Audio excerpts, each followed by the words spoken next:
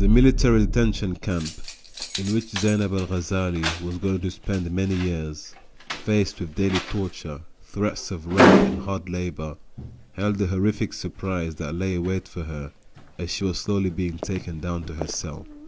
On her way there, she witnessed a torture and severe pain inflicted on fellow inmates. Some had been flogged severely, while others were hung from the ceiling. Yet as she passed them by, she reminded them to be patient and to have faith in the promise of God.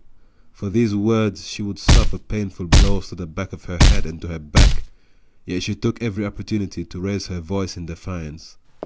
Tired and brutalized, she finally reached the door to room 24. The door was opened and she was violently flung inside. What happened next is not for the faint-hearted. In the name of Allah, peace be upon you. These were the first words that she uttered when she entered room 24. It was pitch black and drowning in darkness, but the moment the door was locked, escape was no longer an option. The lights were switched on, and Hajja Zaynab was greeted by a host of ferocious and terrifying creatures.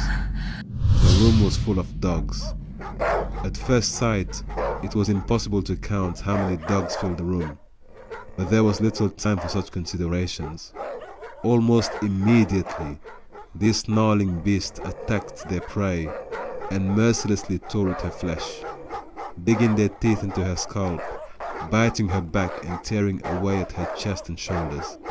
The pain must have been indescribable, but the only words that escaped her lips were, Allah, Allah.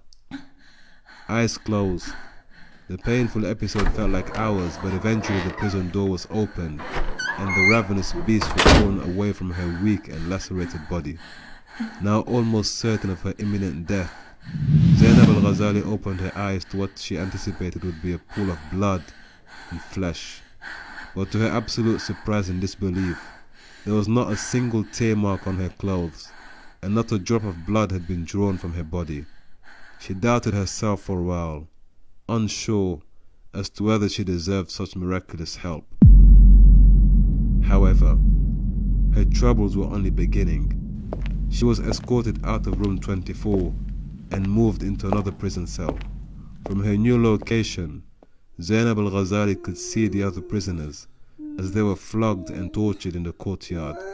The sight was awful, but it was made worse by the fact that the prisoners were forced to curse Zaynab's name or face further punishment.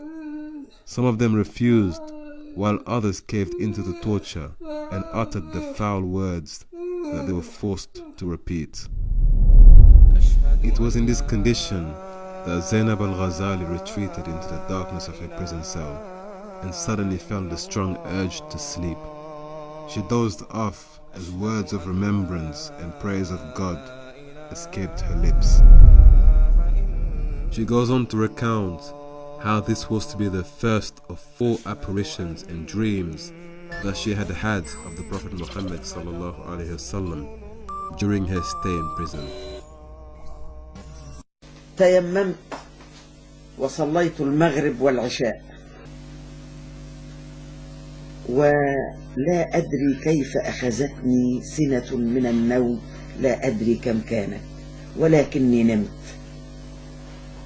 وأنا في سجودي نمت فرأيت النبي عليه الصلاة والسلام يقول لي يا زينب، فالتفت فوجدت يدي فوق كتفي رسول الله صلى الله عليه وسلم، فقلت أنت يا سيدي يا رسول الله؟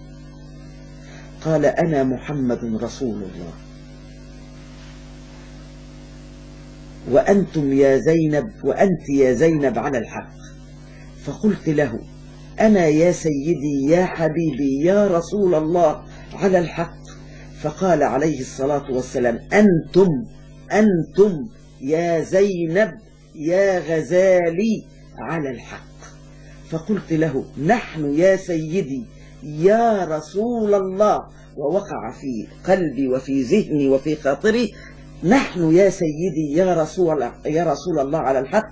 فقال عليه الصلاة والسلام للمرة الثالثة: أنتم يا زينب يا غزالي على الحق. وقمت من النوم وأنا ساجدة